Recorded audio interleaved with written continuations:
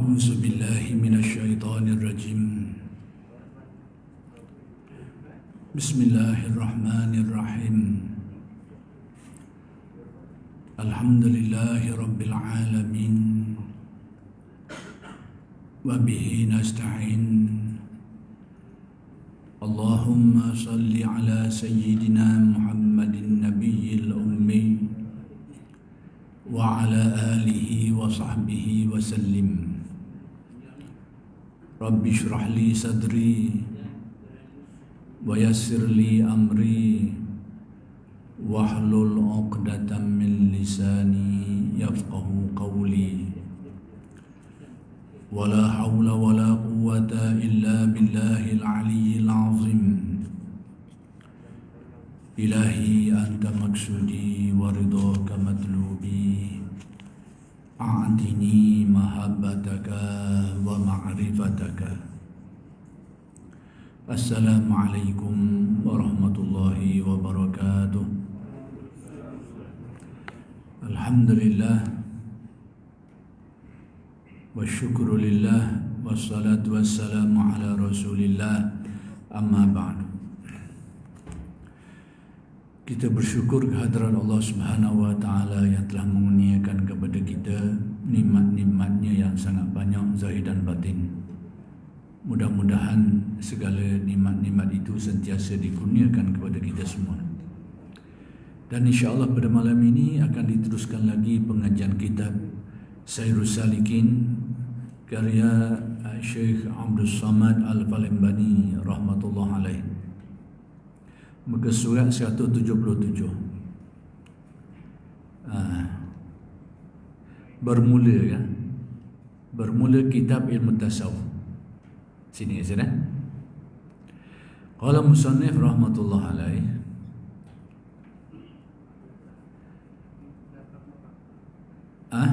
Kawan bermula kitab ilmu tasawuf, betul kan? Baik, bermula kitab ilmu tasawuf yang martabat yang pertama. Yani kalau kita nak tahu ilmu tasawuf ni pada martabat yang pertama ni, iaitu seperti kebanyakan kitab Imam Al-Ghazali rahimahullah ta'ala. Yani kalau nak tahu ilmu tasawuf pada martabat yang pertama ni, mubtadi ni, kita akan dapati ilmu tentang perkara itu tu ada dalam banyak kitab-kitab Al-Imam Al-Ghazali. Seperti kitab Bidayatul Hidayah.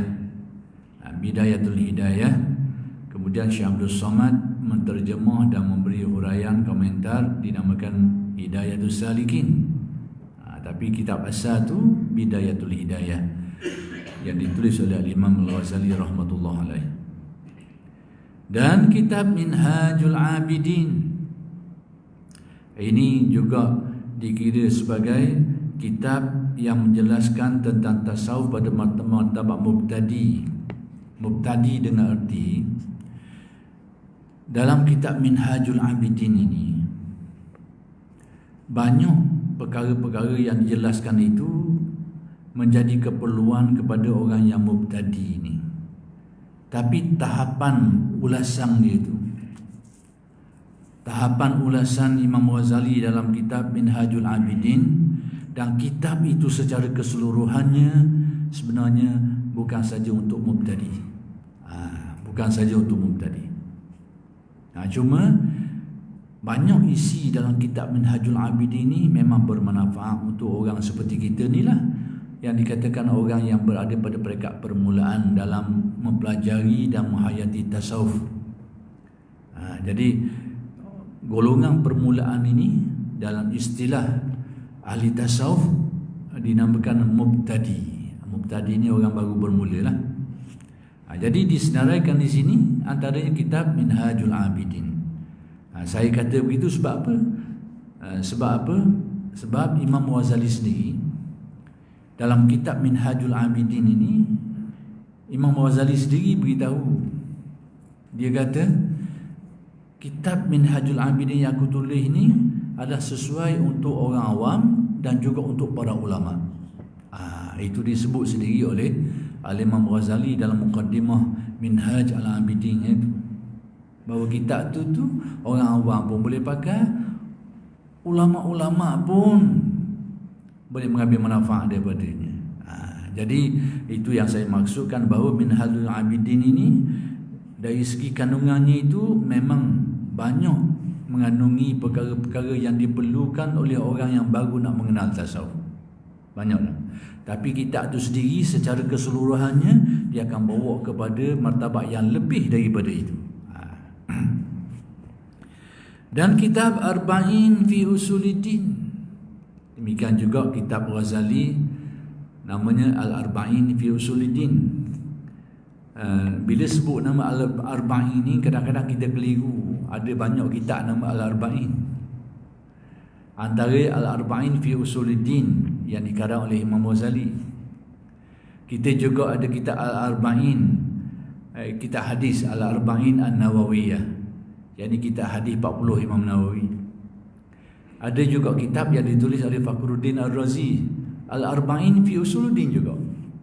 Itu kitab Usuluddin gaya falsafah yang agak berat sikit lah, yang agak pekat, falsafahnya tu agak kurang sesuai lah untuk kita ni orang awam mengaji kitab tu untuk ahli ilmu, untuk pengkaji ulama mungkin sesuai lah.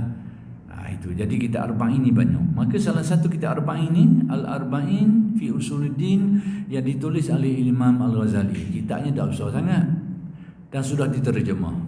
Jabatan Mufti Negeri Sembilan tu telah menerbitkan buku ni dalam bentuk terjemahan.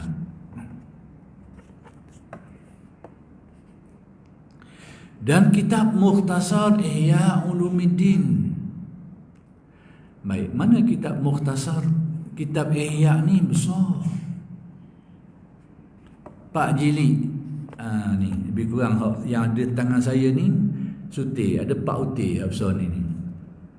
Tulisan pun lebih kurang penuh muka surat, daripada atas sampai ke bawah, kiri kanan penuh. Dah macam kita hari ini ni banyak lompang, banyak gonggong. Tapi kita dulu cara orang tulis dulu penuh semuka surat. Lagi ada ruang lagi tu dia tulis, atas bawah kiri kanan. Jadi kitab Ihya asal yang 4 jilid tu, 1 jilid tu lebih kurang besar ni, dan isinya seperti kitab ni jugalah, cara tulisan tu. Maksudnya kalau dicetak dengan cetakan baru, mungkin dibesarkan sikit huruf, dijarakkan, mungkin akan jadi lebih besar lagi lah. Itu kitab Ihya asli 4 jilid. Sekarang ada Mukhtasar. Mukhtasar ini ringkasan daripada kitab Ihya. Jadi Imam Ghazali telah menulis satu Mukhtasar, yakni satu kesimpulan atau ringkasan daripada kitab Ihya yang besar tu, telah diringkaskan menjadi satu kitab namanya Mukhtasar. Kecil sutir je kitab tu. Kitab yang sederhana, taklah terlalu kecil, tak terlalu besar, sederhana. Mukhtasar atau nama lain Lubab Ihya Ulumuddin ini, kitab itulah yang disyarah oleh Syekh Abdul Somad, yang menjadi kitab Sairus Salikin ni. Yang ada dengan kita ni, syarah yang dibuat oleh terjemahan dan syarahan yang dibuat oleh Syekh Abdul Somad terhadap kitab Mukhtasar tu, ringkasan Ihya Ulumuddin.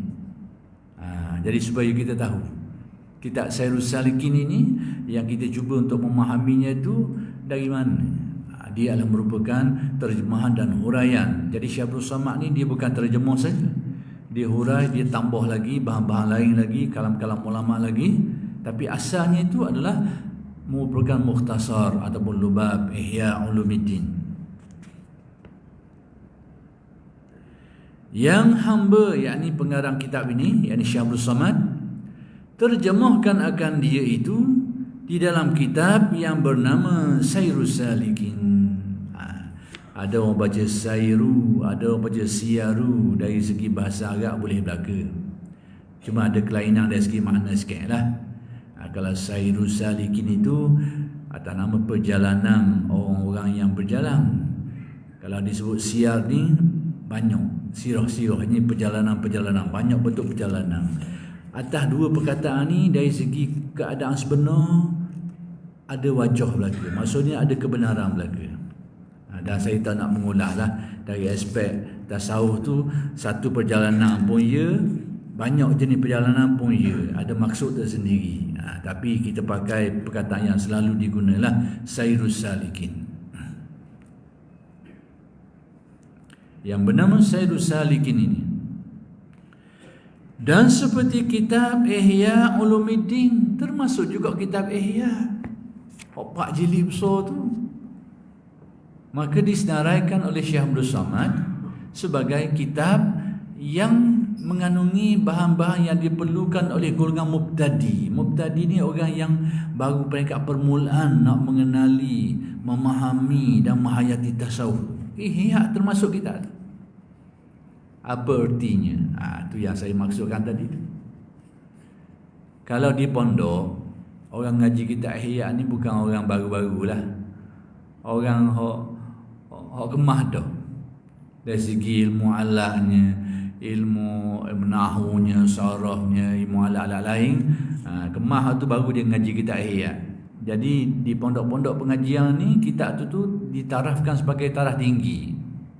Di universiti pun sama juga. Yang mengaji kitab tu ada merupakan orang-orang yang sudah kuat dan kukuh ilmu dia tu. Bukan orang yang baru masuk sekolah atau baru masuk universiti dan sebagainya. Itu bukan untuk mereka lah. Tapi kenapa Syekh Abdul Samad menyenaraikan kitab Ihya ni termasuk kitab yang bertaraf untuk golongan mubtadi, untuk golongan yang permulaan lagi? Apa maksud dia ni? Seperti kitab Minhaj jugalah.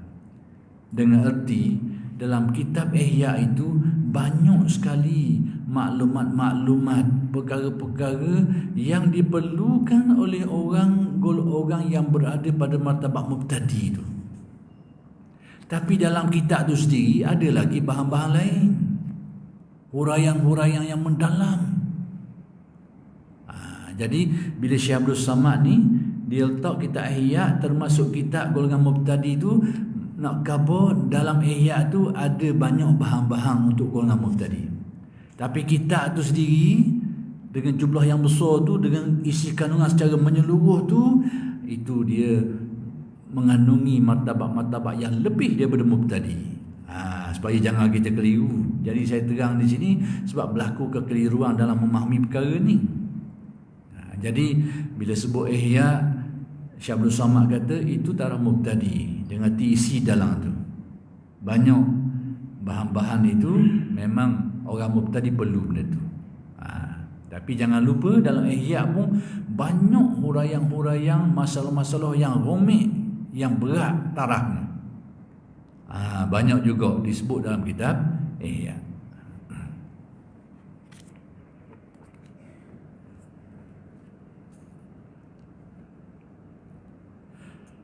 Dan barang sebagainya, kitab-kitab lain lagi lah.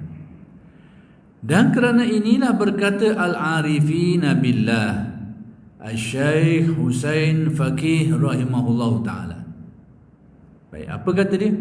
I'lam anna kutub al-Ghazali tudawi an sumumil ghaflati wa tuqizu ulama al-zahiri min sinatil ghaflah wa tuwassi'ul ilma lil ulama'ir rasikhina wal awliya'il muqarrabina ad-dallina 'ala Allah. Wa amma man lahu qalbun fala anfa'a lahu illa min kutubi syaziliyah wa man lahu zawqun wa wijdanun wa manazilu fakutubu ibnil Arabi. Artinya, ketahui olehmu bahawasanya segala kitab Imam Al-Ghazali itu mengubati daripada orang yang kena racun lalai, yakni manfaat bagi orang yang jahil. Baik, kata Syekh ni, kitab-kitab yang ditulis oleh Imam Ghazali ini bermanfaat untuk merawat orang yang terkena racun Jangan salah faham pula. Nanti kan orang yang salah minum racun yang ambil minum air kita ni. Bukan gitu maksudnya. Ini bahasa isyarat. Tak dikira setengah ni balik rumah baca, tengok ada kena racun, dia rendam air kita ni. Dia buat minum air. Jangan buat macam tu. Jadi racun ni bahasa isyarat. Jadi dengan erti kitab-kitab Imam Ghazali ni menjadi penawar pada orang kena racun. Maksud racun ni orang yang jiwanya sakit, jiwa yang penuh kejahilan, penuh keburukan. Maka kitab Imam Ghazali lah, dengan mengaji kitab Imam Ghazali akan terbuang kejahilan tu. Itu maksudnya. Yang kena racun lalai, yakni orang jiwanya lupa dengan kejahilan, lupa dengan sifat mazmumahnya tu, maka obat dia tu banyak dalam kitab Ihya Ulumuddin ataupun kitab Imam Ghazali lah. Kalau dia belajar kitab Imam Ghazali, dia akan mendapati obat-obat yang membantu dia untuk membuang racun ghaflah tu, penyakit lupa hati dia tu, lalai hatinya tu, kejahilannya dan bermacam-macam sifat yang buruk dalam dirinya itu. Insya-Allah penawar dia tu ada dalam kitab-kitab Imam Ghazali. Itu maksud. Yang ni manfaat bagi orang yang jahil, orang yang tak ada ilmu. Maka kitab Ghazali ni bermanfaat, memberikan ilmu. Dan orang yang mubtadi, yang mempunyai nafsu, demikian juga orang yang berada pada peringkat permulaan, yang jiwanya itu masih dikongkong kuat oleh dorongan nafsu yang buruk. Dengan erti banyak dalam dirinya itu sifat-sifat yang buruk, sifat-sifat yang mazmumah, seperti takabur, ujub, riya, sum'ah, bangga diri, hasad dan macam-macam lagi lah. Maka itu dikatakan sebagai orang yang mubtadi dalam tasawuf, orang yang berada pada peringkat permulaan dalam perjalanan tasawuf. Jadi kitab-kitab Imam Ghazali ni sangat bermanfaat untuk membuang penyakit-penyakit itu. Dan menjagakan ulama yang mengaji ilmu zahir, yakni kitab Imam Ghazali juga membantu untuk menyedarkan ulama. Ulama tu kalau orang jahil, penyakit dia tu jahil, tak tahu. Ulama penyakit dia kat mana? Kalau ulama penyakitnya ghaflah, lupa, lalai. Bukan tidak tahu, tapi lalai. Lalai hati dia tu galik ke lain, banyak tak lain. Tapi ilmu ada, ilmu banyak. Itu penyakit ulama.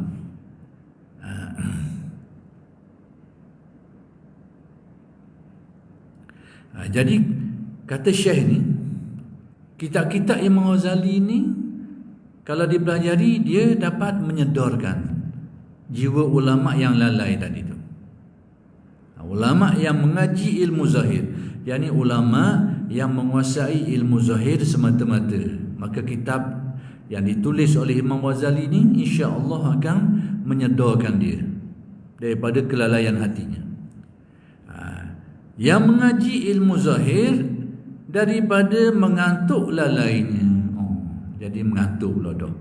Ini pun sama juga bahasa simbolik. Maksud mengantuk lalai ni bukan mengantuk tu, iaitu nak beritahu penyakit lalai hati tu, hati yang lalai. Apa maksud hati yang lalai ni? Hati yang dah ingat lah. Jadi bila dah ingat ni, kadang-kadang timbullah penyakit yang buruk. Dapat rezeki, dapat banyak nikmat, tak mari teringat pemberian Allah, maka tak ada syukur.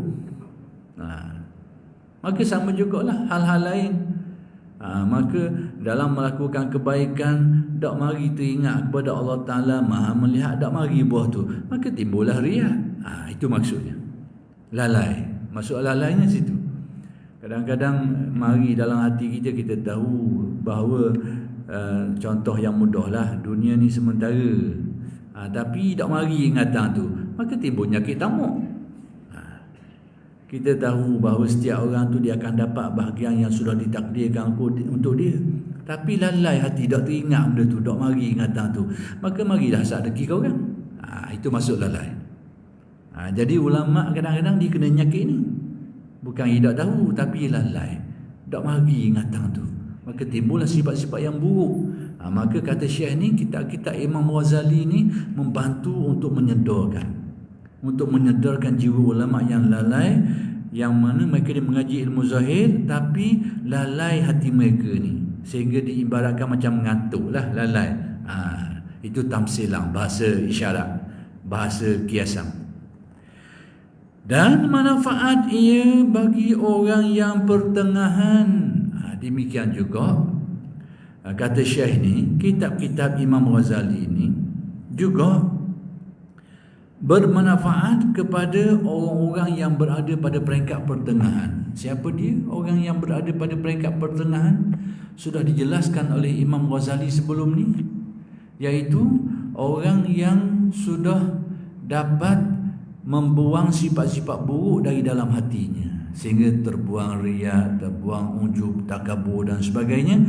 Sesiapa yang berjaya membuang sifat-sifat buruk itu, sifat-sifat mazmumah tu, maka dia dalam tasawuf dikira sebagai mutawassit, orang yang berada pada peringkat pertengahan. Jadi ukuran seseorang tu berada pada peringkat permulaan ke atau pertengahannya, bukan ukurannya ilmu dia tu banyak sikit dalam tu, bukan ukuran. Ukuran dia sejauh mana hatinya itu berjaya dibersihkan daripada sifat buruk, sifat lalai dan sifat buruk. Jadi kalau hatinya itu masih dilanda kelalaian sehingga timbul banyak sifat buruk tadi tu, maka dia anggap mubtadi, peringkat permulaan, sekalipun dia ulama besar. Sekalipun dia mengaji kitab, lumak kitab dia mengaji tu. Dan sekiranya dia berjaya membuang sifat-sifat lalai tadi dan terbuang sifat-sifat mazmumah itu, maka dia dikira sebagai mutawassit, sekalipun dia ni ngaji pun tak pandai. Tapi tahulah yang asas tu. Tapi mengaji kitab tak erti, cuma dia tahu asas-asasnya lah. Tapi dalam tasawuf dia dikira sebagai mutawassit. Jadi ukuran permulaan ke pertengahan ke dalam dunia tasawuf ni tidak sama dengan dunia akademik. Akademik atas ilmu yang dikuasai. Kalau dia tahu ilmu-ilmu asas permulaan, dia tahu banyak lagi dalam lagi ilmu-ilmu tu, dia pertengahan. Tasawuf dia lain ukuran dia. Dan manfaat, yakni bermanfaat juga bagi orang yang pertengahan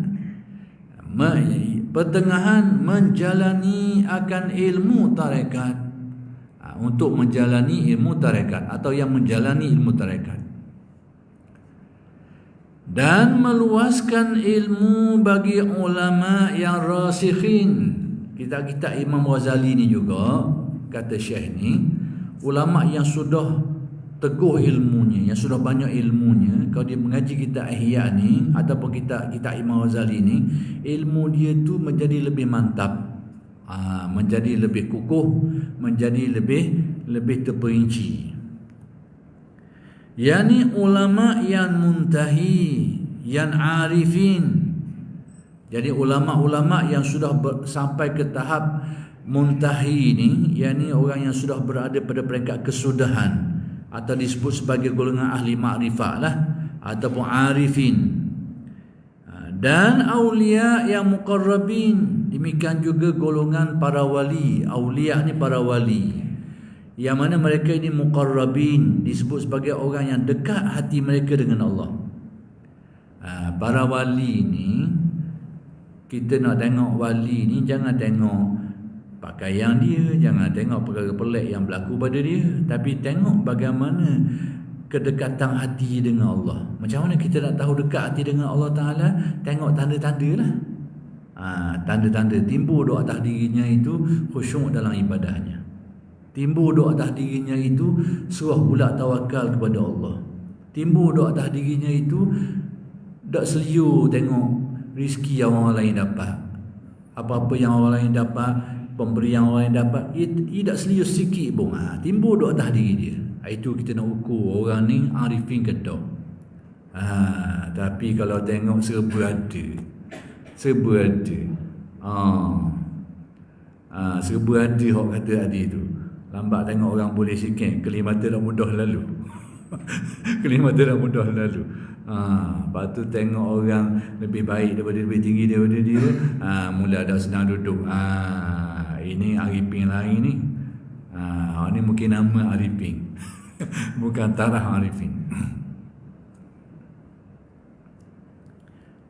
Dan aulia. Jadi aulia ni yang muqarrabin tu orang yang dekat hatinya dengan Allah. Dengan erti orang yang hatinya tu kuat ingatannya, sedar hatinya, kesedaran hatinya terhadap Allah Ta'ala tu tinggi, sehingga membawa kepada ingat yang berlarutan, yang berterusan. Daripada kesang daripada tu menyebabkan hatinya penuh dengan sifat-sifat yang mulia, sifat-sifat yang baik. Itu golongan aulia, para wali. Jadi orang kita kadang-kadang dia tak ada, kurang pedoman sikit sini. Dia nak cari wali, dia tengok jalan tepi jalan. Nak cari, kadang menjadi petua oleh setengah-setengah orang kita ni. Nak kenal Tok Wali, pakas kerak, baju tak pakai mana, jalan seorang tepi jalan. Petua. Tapi kemungkinan tu ada. Saya tak nafi kemungkinan tu ada. Tapi petua yang pakai tu tak betul. Petua tu tak betul. Tapi kemungkinan orang tu wali suruh ada. Saya tak nafi. Sebab berlaku dalam sejarah. Ada dalam sejarah pattern wali, pattern gitu tu. Tapi itu bukan tanda tu wali. Bukan tanda dia. Kadang-kadang kita nak cari Tok Wali, cari orang gila. Kena molek, kita jadi lebih gila daripada orang dia. Kita ikut ni kita lebih gila lagi. Kena molek. Ni cari orang black-black gitu. Cari orang gila. Nak cari orang gila lah. Orang jalan seorang lah, macam-macam. Betul. Jadi petua tu tak betul. Tapi kemungkinan orang berkenaan tu wali, saya tak nafi ada kemungkinan.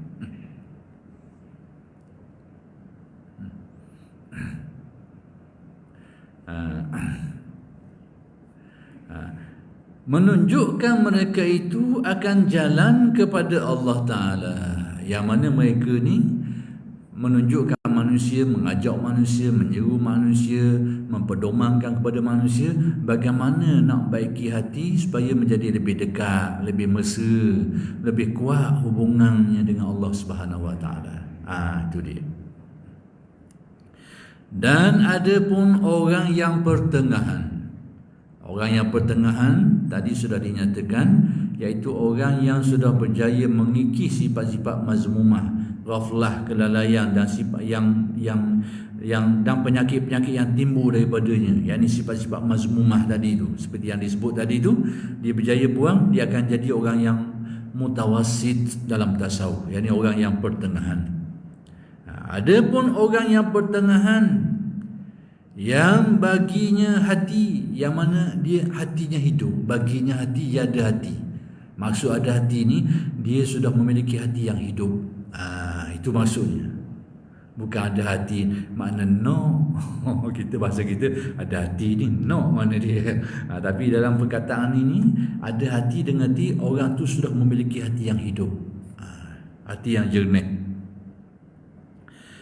Maka tiada yang berlebih manfaat pula baginya itu daripada segala kitab Syaziliyah, yakni kitab yang bermanfaat untuk golongan ini, golongan pertengahan ini, orang yang mana hatinya sudah mula bersinar, orang yang hatinya mula hidup, orang yang hatinya mula mencapai makna-makna tasawuf, makna-makna kebersihan hati itu dengan khusyuknya, dengan hadirnya, dengan tawakalnya. Orang telah hidup hati ini, maka kitab yang sesuai untuk mereka ini, yakni golongan mutawassit, pertengahan ini, iaitu kitab-kitab Syaziliyah. Apa maksud kitab Syaziliyah?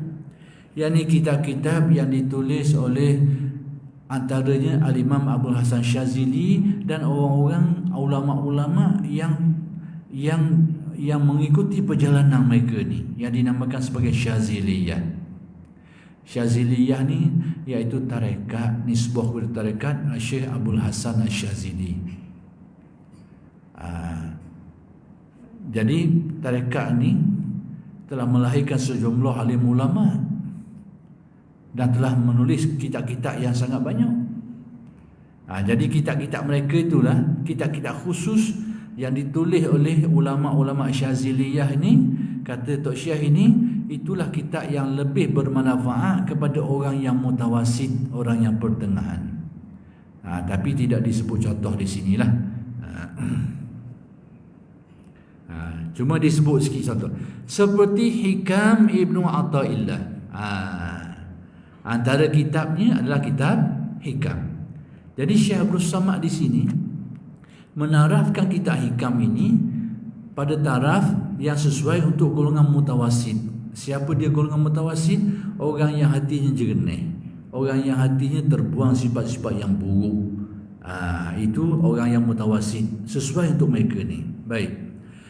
Persoalannya seperti yang saya sebut, supaya jangan timbul kekeliruan lah. Perkaranya sama juga dengan kitab Minhajul Abidin tadi tu. Kitab itu tu Syekh Abdul Samad senaraikan dia untuk golongan mubtadi. Sebab isi dalam dia tu ada yang sesuai untuk golongan mubtadi, tapi kitab tu sendiri secara keseluruhannya melebihi tahap mubtadi. Sama juga dengan Hikam di sini. Kitab Hikam di sini Syekh Abdul Samad senaraikan dia untuk sesuai untuk golongan mutawasid, golongan pertengahan. Kelas 2 lah. Kalau dibagi kelas ada 3 kelas. Kelas pertama, kelas kedua, kelas ketiga. Kelas pertama tu rendah lah, bawah permulaan mubtadi. Kelas kedua mutawasid, pertengahan. Kelas ketiga muntahi, kesudahan. Kalau suruh nampak mudah.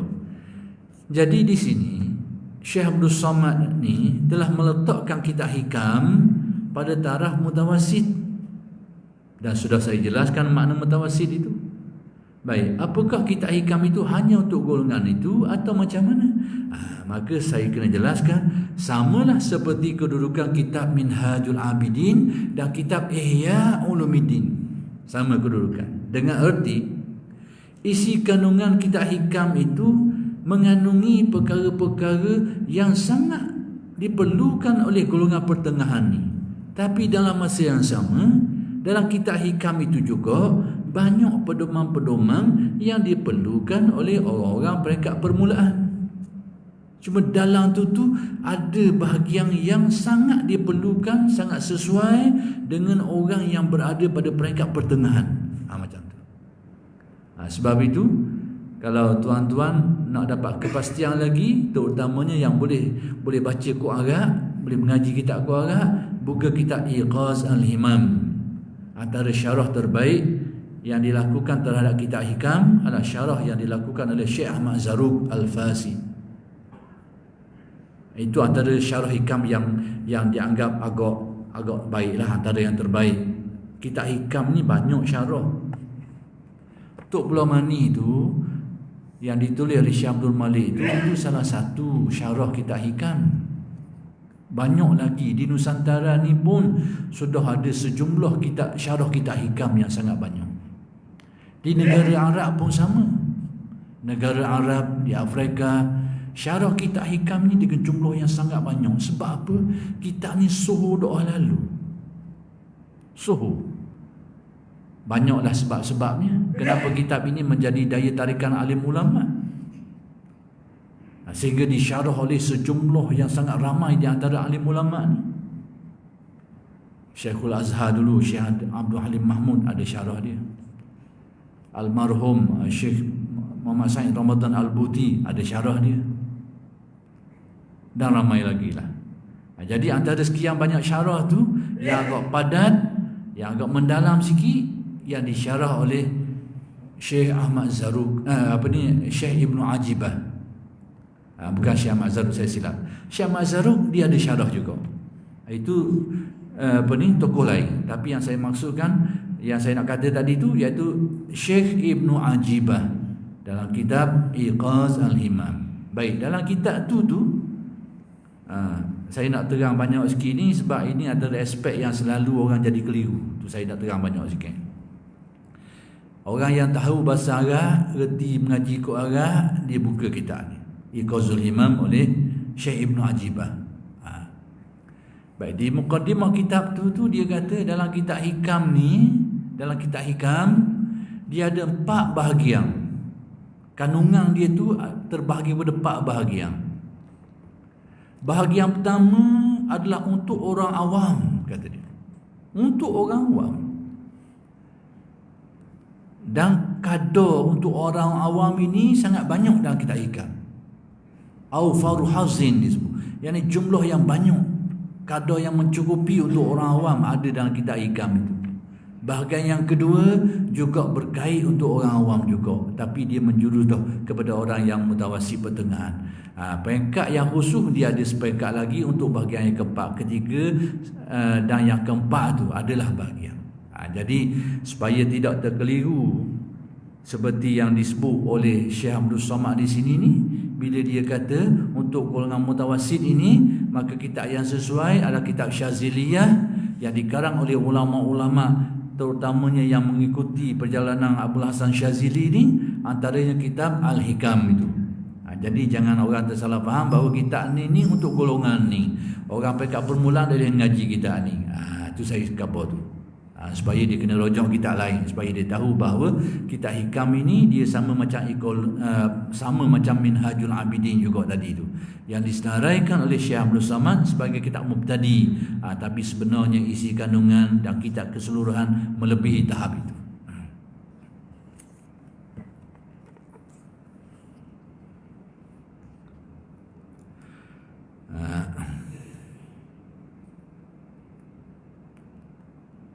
Seperti Hikam Ibnu Atha'illah dan barang sebagainya, yakni dah kitab-kitab lain lagi lah, tapi hak sohonya kitab Hikam.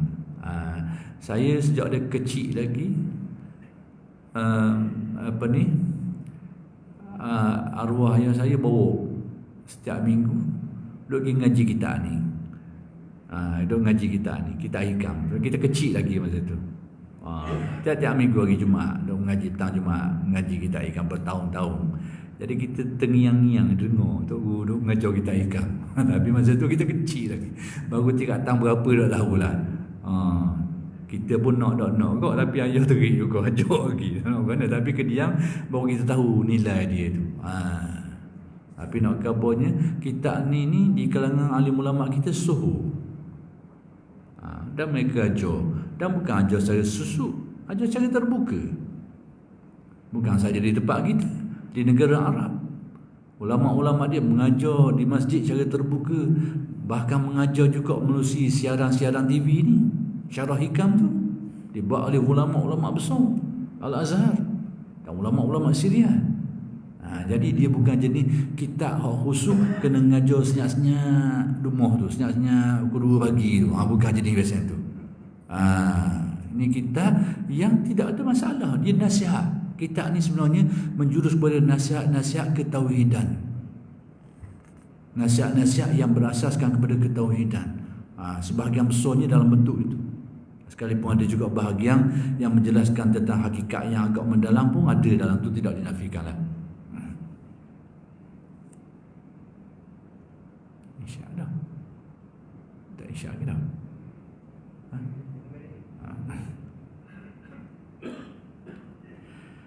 Seperti yang lagi hamba sebutkan dia insya-Allah Ta'ala pada martabat ilmu tasawuf yang kedua itu. Nanti huraian tentang perkara ni kata Syekh Abdul Samad, dia akan perincikan bila sampai tempatnya lah. Dan barang siapa baginya zauq, ni benda pula ni, sesiapa yang sudah dikurniakan Allah zauq. Zauq ini rasa. Mari mana rasa ni? Apabila keyakinan seseorang tu teguh, dia akan membuahkan rasa. Jadi rasa yang timbul ni hasil daripada keyakinan tauhid yang meneguh di dalam hati. Dia bukan jenis macam rasa yang goreng gitu. Orang kita ni sebab rasa-rasa kuan ni. Orang kita ingat rasa-rasa. Ingat rasa macam minum air teh. Minum air teh macam makan nasi. Dia merupakan istilah rasa di sini adalah perasaan jiwa yang timbul daripada keyakinan tauhid. Contohnya kuan. Contohnya kita yakin, kita percaya rahmat Allah Ta'ala ni sangat luas. Semua orang percaya. Kerana Allah Ta'ala menjelaskan, Allah Ta'ala bernama Ar-Rahman Ar-Rahim, yang maha pemurah. Luas rahmat dia tu, mencakupi segala-galanya. Beriman ke, tak beriman ke, dapat belaka rahmat dia tu, bahagian rahmat dia tu. Dan disebut juga dalam Al-Quran, wa rahmati wasi'at kulla syai', rahmatku itu meliputi segala-galanya. Jadi rahmat Allah Ta'ala ni sangat banyak. Di sebalik musibah pun ada rahmat. Kita sakit demam, tak boleh nak bangun. Sakit demam tu memang ujian juga lah. Tapi rahmatnya ada obat ada, hospital ada, katil molek, boleh tidur molek. Sakit tu sakit lah. Maksudnya dalam balik pun ada rahmat. Contohnya gitu, kita tertinggal barang masa ambil semayang, hilang jam tangan, musibah. Tapi motosikal kita dah hilang. Ada rahmat kot lain. Tak ada musibah situ, dia ada lagi rahmat kot lain tu, boleh balik lagi.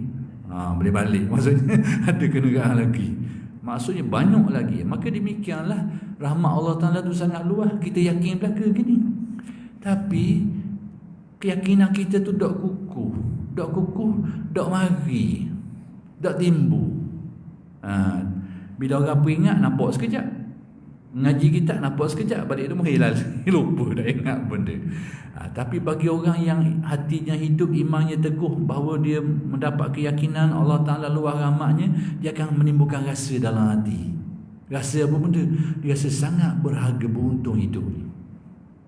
Sekalipun dia ditimpa musibah, masalah, tapi dia tetap merasa dia sangat berharga, dia sangat bernilai hidup. Dia rasa. Kita tak ada rasa gitu. Bahkan dia akan merasa kelapangan jiwa yang sangat banyak. Dia rasa kebahagiaan, sangat bahagia hidupnya. Sebab apa? Kerana terasa sangat banyak nikmat. Kita tak rasa gitu sebab apa? Bukan tak tahu hakikat tu, tapi tak mari tu. Keyakinan tu tak tanam teguh dalam hati, sehingga rasa tak cukup semua. Rasa tak cukup semua. Ni tak cukup, ni tak cukup. Padahal ada banyak dah.